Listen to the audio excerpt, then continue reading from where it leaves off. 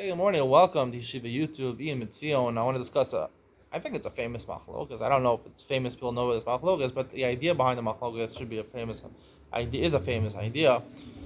The Mishnah says in Mishnah Yud Aleph, Perek Beis Bikurim, Akosav Chayso Behemtel Ibno, Lakosav Esakoy. He writes in his will, the father writes in his will, I'm giving it to my sons, or this son, my chayas and behemoths. So the Rav says, Rav Adia Bartanura says, he wrote both, chayas and behemoths, my wild animal, domestic animals, and my wild animals. So he doesn't get the koi, unless he explicitly writes, I'm giving you the koi also. He doesn't get it, because the Safek Chayas, Safek Behemoth, it's not clear which one is which. The Rambam says no. The Rambam says no. If he writes, because of chayas, chaya, just chaya, the wild animals, so then you can't demand, the son can't demand the koi, the buffalo, because it might be a behema, right? And if you just wrote behema, you can't demand the koi again because it might be a chaya. If you wrote chaya and behema, so it's included. Of course, it's included because it's either a chaya or a behema. Of course, it's included. That's what the Rambam says. What's machlokas between the Rav and the Rambam? So apparently, the Rambam learns, right? The Rambam learns if you write chaya and behema, you definitely get the koi because a koi, a buffalo. What's our suffix? It's a suffix chaya, suffix behema. Apparently, the Rambam learns the suffix by koi is that we don't know enough, right? Like the Gemara says, lo hechriu chachamim. The Chachamim say it's a birya bifnats. Well, the Gemara has a lashon, I think, like that. It's his own species. We're not sure. Lo hechriu b'chacham. The Chachamim couldn't figure out whether it's a chaya behema. Means there is a way of figuring it out, but the Chachamim couldn't figure it out.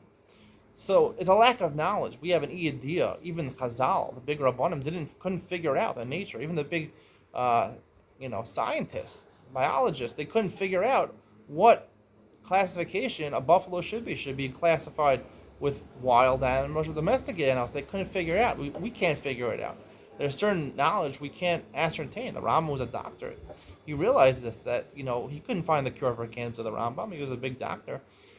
So there's certain things you can't ascertain. And that's the suffix they had by a chaya behema. So we can't ascertain that. But if you wrote chaya and behema, so it's either a chaya or a behema. We just can't ascertain which one it is. But it's definitely one or the other. So if we wrote chaya and behema, which are included. The Rav says no, that maybe the way it is, the way Chazal and koi is that it's a birya b'fnei atzma, the Chachamim couldn't figure it out. I mean, Chachamim, we assume the sages knew everything. They knew how to classify things as a wild animal, domestic animal. The koi is somewhere in the middle. It's a birya b'fnei atzma. It's a mixture. It's a mixture of a chaya and a behema. It's not that they didn't figure out. They know it's a mixture of a chaya and a behema. So therefore, if I wrote chaya and I wrote behema, it doesn't get it because a koi is birya b'fnei atzma, something unique by itself.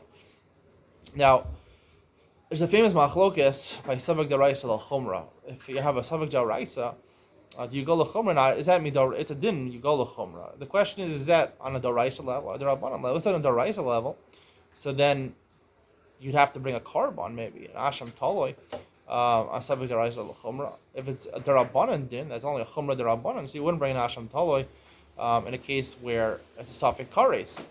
Or suffix if you bring a chata. So if you violate Shabbos with suffix b'shogeg, so instead of bringing a chata, you bring an asham toloi. It depends if it's what type of suffix it is.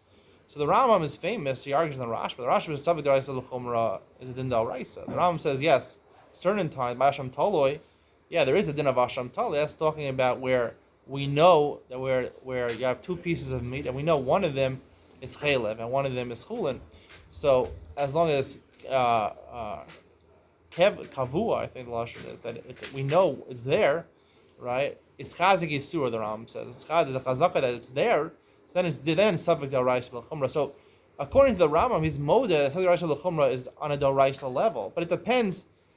Is chazik yisur or is chazik? If it's one piece of meat and we have no idea whether it's chaylev or chulin, so there's a lack of knowledge. When there's a lack of knowledge, the Rambam says subject to daraisa l'chumra midrabanan. But the Rambam is moda subject to daraisa l'chumra midraisa when we have knowledge, right? With chazik yisur, we just don't know which one it is. We just don't know which one it is. It's a different type of lack of knowledge. We have no starting point for that. We have no idea what piece of meat it is. But if we know one of the pieces is 50 or 50 chance, one of them is chaylev, one is chulin, so then the Rambam says, then it would go to Savik Daraisa l'chumra midoraisa in that case.